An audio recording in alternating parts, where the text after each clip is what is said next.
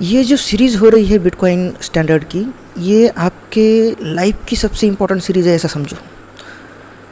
आपको जो basic understanding money की है, पैसों की है, आपके लाइफ में जो आप फाइनेंशियल डिसीजन लोगे, दुनिया में जो चीज़ें घट रही है, यानी कि ये ईरान अमेरिका का वॉर है, इज़राइल का वॉर है, ये क्यों हो रहा है? हम सिर्फ फाइटर जेट्स पाड़े गिराए, ये हुआ वो हुआ, इसने इतने मिसाइल मार दिए, इतने मिसाइल मार दिए, इतना ही देखते हैं।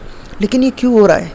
इसके पीछे मॉनेटरी नेशनलिज्म है, इसके पीछे डॉलर है, इसके पीछे मनी का पावर है। और ये कहाँ से हुआ है? तो ये समझने के लिए आपको ये सीरीज़ को देखना चाहिए, बिटकॉइन को समझने के लिए कि बिटकॉइन अगले 100 सालों की 500 सालों की करेंसी क्यों बना हुआ है, और ये इतना क्यों पावरफुल है यार कि कोई अगर बिटकॉइन को कोई न्यूक्लियर बॉम्ब लाके, एटम बॉम्ब लाके बिटकॉइन पे डाल दे तो भी बिटकॉइन ख़त्म नहीं हो सकता। इतना इम्पोर्टेंट ये सीरीज़ होने वाली है आपके लाइफ में। आपको कभी लगेगा कि ये डल है, बोर लग रहा है, लेकिन आप बने रहिए, ये मेरा सजेशन है। और अगर आपको वीडियो सुनने में इंटरेस्ट नहीं है तो आप 3 बुक पढ़िए, राइट। 2 बुक, एक है the Bitcoin standard by Saifedean Ammous, right. दूसरा है the fiat standard by Saifedean Ammous, और तीसरा है साइकोलॉजी ऑफ मनी। देखिए, ये है बिटकॉइन स्टैंडर्ड और ये है the fiat psychology of money, और तीसरा एक है fiat standard by Saifedean Ammous. तो ये 3 बुक पढ़िए, आपका नज़रिया बदल जाएगा, आपकी सोचने का जो तरीका है वो बदल जाएगा। आपको ऐसा लगेगा यार खुद ईश्वर ने नीचे आके मुझे ज्ञान दिया है, ये तो मुझे पता ही नहीं था, मैं तो सिर्फ काम ही करते जा रहा था, राइट। तो आप इस सीरीज़ के साथ बने रहिए, आपको बहुत बहुत बहुत फ़ायदा होगा इस बात का। और आज नहीं तो कल इस इकोसिस्टम में बिटकॉइन को आपको समझना ही पड़ेगा। आज नहीं समझोगे तो 5 साल बाद समझोगे, 10 साल बाद समझोगे, लेकिन समझना ही पड़ेगा, कोई चारा नहीं है।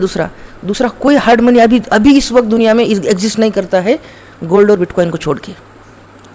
तो हेलो एवरीवन, और मैं हूँ डॉक्टर राम और आप देख रहे हैं बीटीसी स्टैंडर्ड। ओके, तो आज हम इस वीडियो में जानेंगे, ये गवर्नमेंट मनी का तीसरा वीडियो है, राइट। तो आज हम ये जानेंगे कि द ग्रेट अमेरिका का डिप्रेशन क्यों आया था, और क्या वर्ल्ड वॉर सेकंड के बाद क्या बदला, राइट।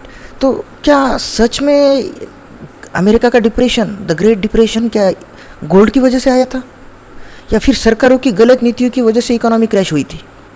रीज़न क्या था?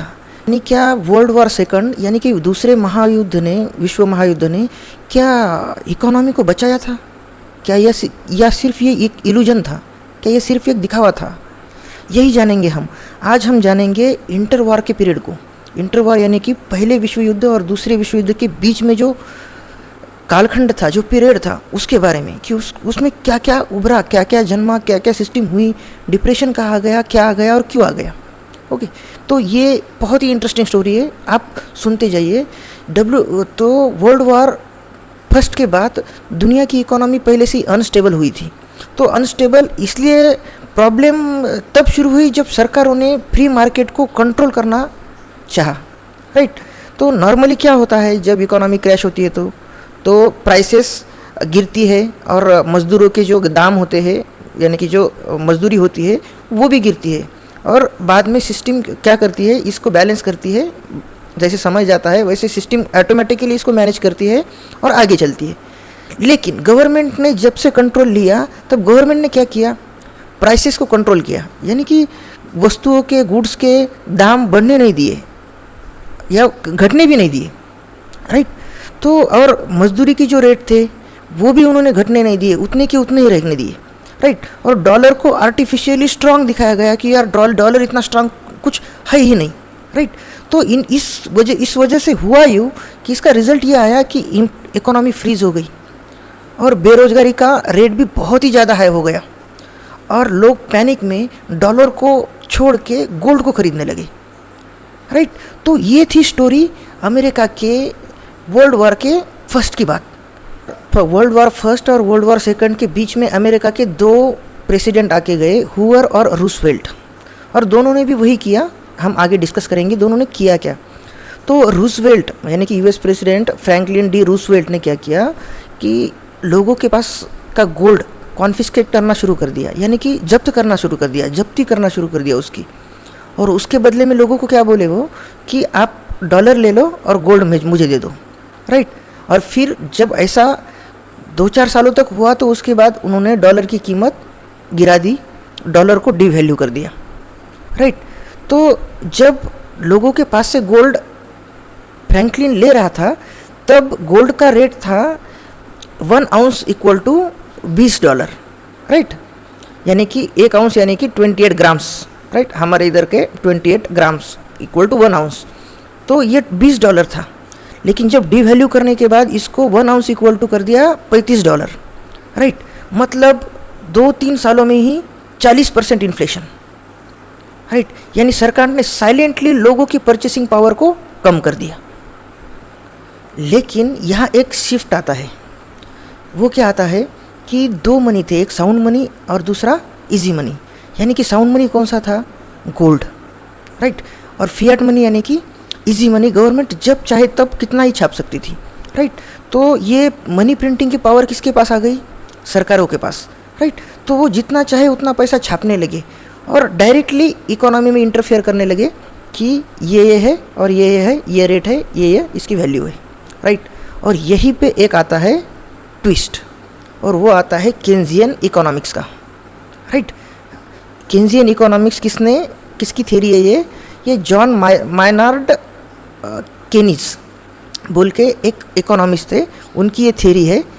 और यही उनकी एंट्री होती है कि जॉन मायनार्ड केनीज ने एक इकोनॉमिक्स का सिद्धांत रख दिया जिसे कहा जाता है केन्जियन थ्योरी, राइट। तो केन्जियन इकोनॉमिक्स भी उसे कहा जाता है।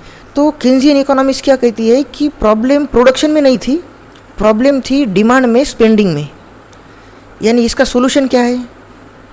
इसका सोल्यूशन केन्जियन इकोनॉमिक्स बोलती है कि गवर्नमेंट ने ज़्यादा पैसे खर्च करने चाहिए, राइट। और इकोनॉमी को पुश करना चाहिए, इससे इकोनॉमी धीरे धीरे स्टेबल हो जाए और इकोनॉमी ग्रो हो।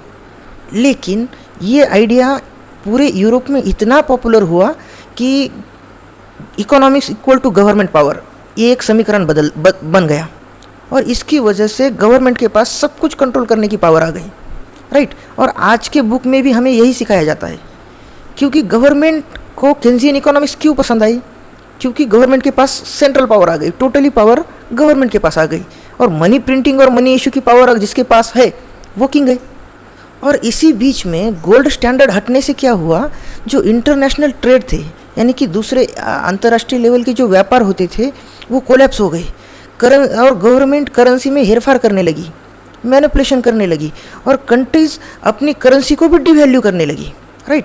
तो इसका रिजल्ट ये हुआ कि व्यापारों में बैरियर बढ़े, ट्रेड में बैरियर बढ़े, और एक देश से दूसरे देश का ग्लोबल कोऑपरेशन कम हुआ, और मॉनेटरी नेशनलिज्म का यही पे जन्म हुआ, राइट। और ये नेशनलिज्म बढ़ने से और इकोनॉमिक इंस्टेबिलिटी होने से, पॉलिटिकल टेंशन होने से, इन सब का एक होके सेकंड वर्ल्ड वॉर में इसकी शिफ्टिंग हो गई।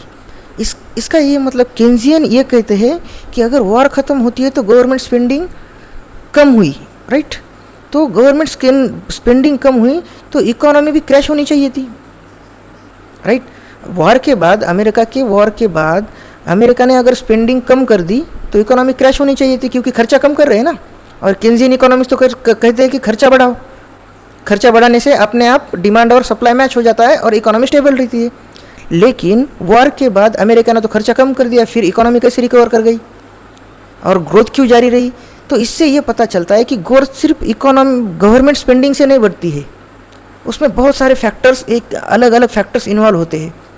तो इस चैप्टर में हमने क्या देखा कि इंटर वॉर में गोल्ड स्टैंडर्ड का हटना, यानी कि यूरोपियन कंट्री में एक इनस्टेबिलिटी, एक असंतुलन आना था, राइट। तो गवर्नमेंट कंट्रोल की वजह से लोगों के पास का जो मनी था उसका परचेसिंग पावर कम हो गया, और वॉर स्पेंडिंग होने से जो फेक ग्रोथ होती है, राइट। वॉर में जो पैसे खर्च होते हैं तो स्पेंड होने से क्या ग्रोथ होती है क्या? नहीं, तो वो इसे फेक ग्रोथ कहते हैं। तो सबसे इम्पोर्टेंट ये था, इस चैप्टर में से हम निकाल सकते हैं कि आपको लग सकता है कि वॉर के दौरान स्पेंडिंग बढ़ाने से जीडीपी बढ़ेगी, इकोनॉमी रिकवर करेगी, लेकिन शॉर्ट टर्म के लिए ये होता है, रियल लॉन्ग टर्म के लिए इसमें चीज़ें अलग अलग है, राइट। तो अगर आपको ये वीडियो वैल्यूएबल लगा तो ज़रूर लाइक कीजिए। और अगर आप समझाना चाहते हैं कि यार आज का फिएट सिस्टम जो है जो वो कैसे काम करता है और बिटकॉइन कैसे काम करता है, इन दोनों को अगर हम लिंक कर पाए तो एक रास्ता निकलेगा कि अरे हाँ, ये एक साउंड मनी है और इसके पाथ पे हम चल सकते हैं, राइट। तो हर वीडियो में हर चैप्टर के बाद हम उस चैप्टर को बिटकॉइन के साथ लिंक करेंगे। और मैंने पहले भी कहा है कि इसमें मैं जो एग्जांपल दे रहा हूँ अलग अलग, तो ये मेरे मन से है कि ये ऐसा वो वैसा, तो ये एग्जांपल मैं समझाने के लिए दे रहा हूँ, लेकिन ऐसा बुक में नहीं है। बुक में जो उन्होंने जो दिया है वो स्ट्रेट फॉरवर्ड दिया है। अगर आपको समझ में आ रहा है तो आप मुझे बताइए कि यार इसका मीनिंग क्या है। मुझे ये इतना पक्का पता है कि ये इतने जल्दी समझ में नहीं आएगा, टाइम लगेगा, इसको इतना फास्ट नहीं होगा ये, राइट। लेकिन आप बने रहिए, आप सुनिए, इसको बार बार सुनिए। ये बार बार सुनने से आपका एक बिलीव बन जाता है, और जब बिलीव कन्विक्शन में बदल जाता है ना, तो आपको किसी को पूछने की ज़रूरत नहीं है फिर, राइट। तो इस बात को ध्यान में रखिए, आप सुनते रहिए और लगे रहिए। चलो मिलते हैं नेक्स्ट वीडियो में, तब तक के लिए बाय।